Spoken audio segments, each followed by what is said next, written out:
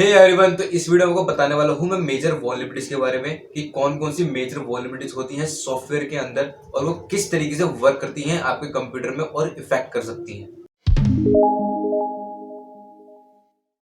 Okay, ऐसे सबसे पहले बात कर लेते हैं बफर ओवरफ्लो की। बफर ओवरफ्लो आखिर वर्क कैसे करता है और कैसे आपके कंप्यूटर में मलिशियस कोड को एग्जीक्यूट कर सकता है। ओके, बफर ओवरफ्लो अटैक आखिर वर्क कैसे करता है। अगर आपके कंप्यूटर में कोई प्रोग्राम है जो बफर ओवरफ्लो वल्नरेबिलिटी से अभी पैच नहीं हुआ है, तो कुछ इस तरीके से ये बफर ओवरफ्लो अटैक वर्क करेगा। सबसे पहले तो बफर ओवरफ्लो प्रोग्राम जो आपका मेमोरी इस्तेमाल करता है आपके कंप्यूटर में जब वो रनिंग प्रोसेस में होता है, जो मेमोरी इस्तेमाल कर रहा है गाइस, उसके रैम्स में कुछ ब्लॉक्स होते हैं। अब जो आपका प्रोग्राम है वो कर रहा है, सिंपली इस्तेमाल कर रहा है, बट जो हैकर होगा जिसे पता है कि इस प्रोग्राम में बफर ओवरफ्लो वल्नरेबिलिटी है, तो वो आपके प्रोग्राम को फोर्स करेगा उस वल्नरेबिलिटी को क्रिएट करने के लिए। अब ये फोर्स कैसे करता है, सबसे पहले पहला स्टेप क्या करेगा, वो बफर ओवरफ्लो फाइंड करेगा कि किस पर्टिकुलर कोड में है। अब उस पर्टिकुलर कोड की जो मेमोरी एलोकेट हो रही थी आपके रैम में, उस पर्टिकुलर रैम की जो वहां पे मेमोरी थी जो आपका लेजिट प्रोग्राम इस्तेमाल कर रहा था, उस मेमोरी स्पेस में मलिशियस कोड को करेगा एंटर।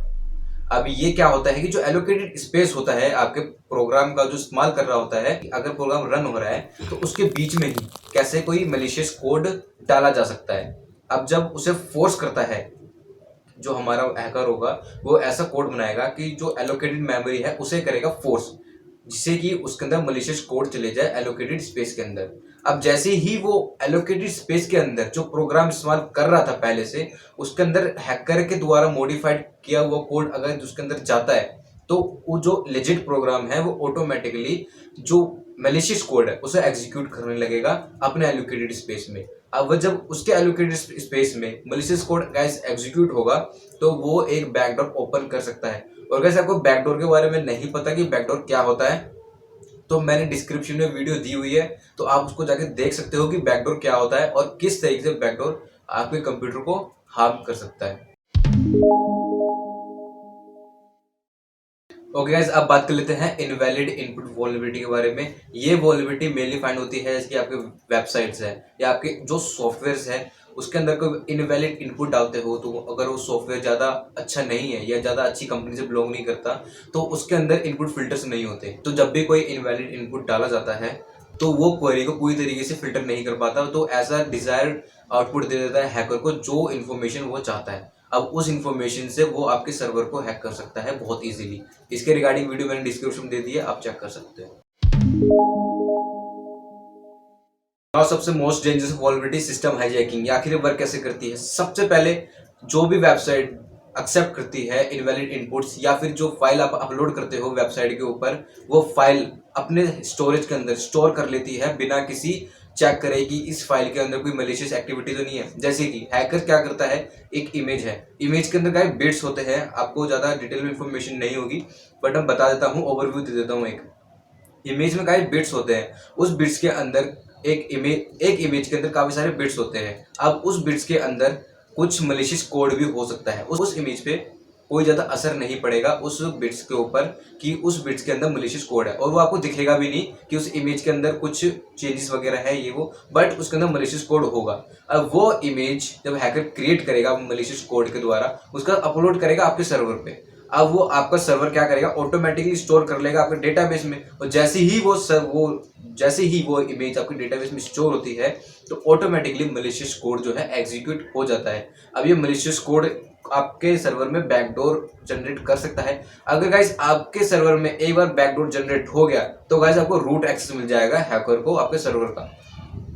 और अगर उसे रूट एक्सेस मिल गया तो गाइस आपको पता ही है, अगर आप सर्वर हैंडल करना जानते हो, अगर उसे रूट एक्सेस मिल गया तो वो सब कुछ कर सकता है आपकी वेबसाइट के साथ। उस पर इनवैलिड कंटेंट डाल सकता है, न्यूड कंटेंट डाल सकता है, आपका सर्वर डाउन कर सकता है, आपकी वेबसाइट तक पूरी डिलीट कर सकता है। इसके अलावा कई और खतरनाक चीजें भी कर सकता है। आपकी वेबसाइट के अंदर कोई डाटा है, अगर आपका जो यूजर्स का डाटा है वो भी इजीली चुरा सकता है। तो गाइस ये सिस्टम हाईजैकिंग जो अटैक है काफी खतरनाक है।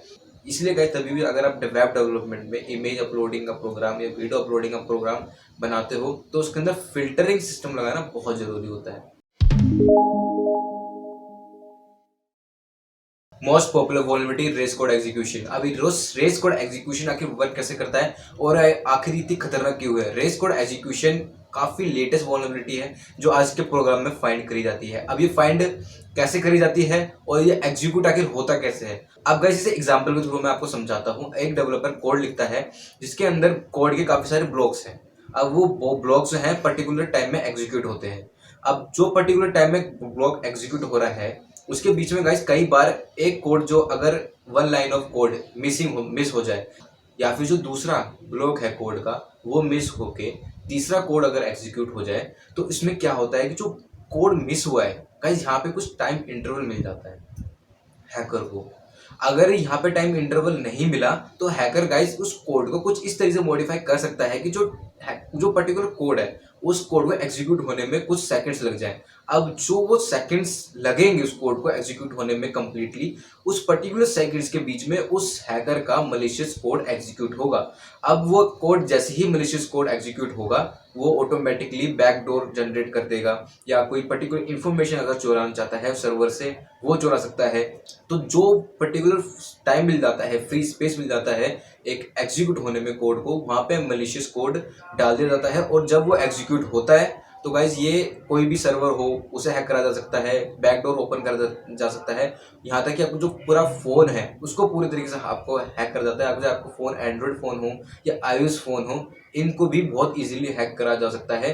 इसलिए जो एप्पल है या फिर एंड्रॉइड है प्ले स्टोर पे रेगुलर अपडेट्स आते रहते हैं। तो गाइज आपको भी सारे अपने ऐप इसलिए अपडेट करते रहने चाहिए क्योंकि जो ये वल्नरेबिलिटीज हैं ये गाइज अगर नहीं भी होती तो पर्टिकुलर टाइम के बाद क्रिएट कर दी जाती हैं। आपके सॉफ्टवेयर में या आपके हार्डवेयर में भी ये वल्नरेबिलिटी क्रिएट करी जा सकती हैं। इसलिए आपको टाइम टू टाइम अपने सिस्टम को अपडेट करते रहना चाहिए। नाउ द मोस्ट कॉमन और बेसिक वल्नरेबिलिटी इज ऑथेंटिकेशन। अब ये ऑथेंटिकेशन वल्नरेबिलिटी गाइस कोई खास वल्नरेबिलिटी नहीं है बट आज के टाइम पे देखा जाए चाहे जिस सिस्टम में पर्टिकुलर ऑथेंटिकेशन सिस्टम नहीं है वो सिस्टम काफी ज्यादा वल्नरेबल है। जैसे कि इंस्टाग्राम में अगर आप देखोगे कि अगर आप 20 अटेम्प्ट करते हो लॉगिन के, 4 अटेम्प्ट करते हो लॉगिन के या फिर 5 अटेम्प्ट भी करते हो लॉगिन के तो उसमें दिखा देता है कि ट्राई अगेन लेटर या फिर आपको कुछ ऐसे वार्निंग दे देगा कि आप और अटेम्प्ट नहीं कर सकते। तो गाइस जो बाकी वेबसाइट होती हैं जो थोड़ी सी इतनी फाइनेंशियली स्टेबल नहीं होती, लोअर बजट पे होती हैं, उन पे ये सब जो फिल्टरिंग होती है अप्लाई नहीं हो रही होती। और गाइस आपका अगर उस टाइप की वेबसाइट्स पे अकाउंट है और आपने वही पासवर्ड उस वेबसाइट पे डाल रखा है जो अपने इंस्टाग्राम या सोशल मीडिया साइट पे इस्तेमाल करते हो तो अगर हैकर उस वेबसाइट पे जाके आपके पासवर्ड को ब्रूट फोर्स करने की कोशिश करता है और उस पासवर्ड वो मिल जाता है क्योंकि गाइस ब्रूट फोर्स करेगा उस वेबसाइट के ऊपर तो अल्टीमेट अटेम्प्ट कर सकता है, मतलब कितनी भी अटेम्प्ट कर सकता है, पासवर्ड डाल के चेक कर सकता है। वो इंस्टाग्राम की तरह नहीं है कि आपकी 2 वेबसाइट की 3-4 पासवर्ड डालेगा उसके बाद दिखा देगा ट्राई अगेन लेटर और या फिर आप बाद में ट्राई कर सकते हो या कुछ भी, आपको पर्टिकुलर स्टॉप नहीं करेगा, उस पर आप अनलिमिटेड ट्राई कर सकते हो और कोई वार्निंग भी नहीं मिलेगी। तो गाइस ये एक काफ़ी बेसिक और काफ़ी डेंजरस वल्नरेबिलिटी है जो पर्टिकुलर डेवलपर्स को ध्यान रख के अपने सिस्टम को डिज़ाइन करना चाहिए या ऑथेंटिकेशन सिस्टम क्रिएट करना चाहिए या फिर उन्हें हमेशा pre build authentication system use करना चाहिए अपनी वेबसाइट के अंदर और या फिर इनपुट फिल्टरिंग भी इस्तेमाल कर सकते हैं अपनी वेबसाइट के अंदर। प्री बिल्ड है, अब प्री बिल्ड इसलिए क्योंकि गाइस उसके अंदर पहले से सब चेक होता है कि जो आपका इनपुट चेकिंग सिस्टम है उसके अंदर कोई पहले से वल्नरेबिलिटी तो नहीं है, वो वर्किंग उसकी कैसी है, अच्छी है या नहीं है। और गाइस अगर आपको लगता है इस वीडियो में मैंने कुछ भी मिस करा है तो आप नीचे कमेंट कर सकते हो। और गाइस मैंने इसमें डिस्कॉर्ड का भी लिंक दिया हुआ है, अगर आपको आईटी रिलेटेड कोई इन्फॉर्मेशन जानना चाहते हो या हैकिंग फील्ड के बारे में कोई इन्फॉर्मेशन जानना चाहते हो तो मेरा नीचे डिस्कॉर्ड का लिंक है, उसे ज्वाइन कर सकते हो और मेरे से पर्सनली क्वेश्चन पूछ सकते हो, मैं वहां पे आंसर देता हूँ। Thanks for watching this video, bye bye, piece.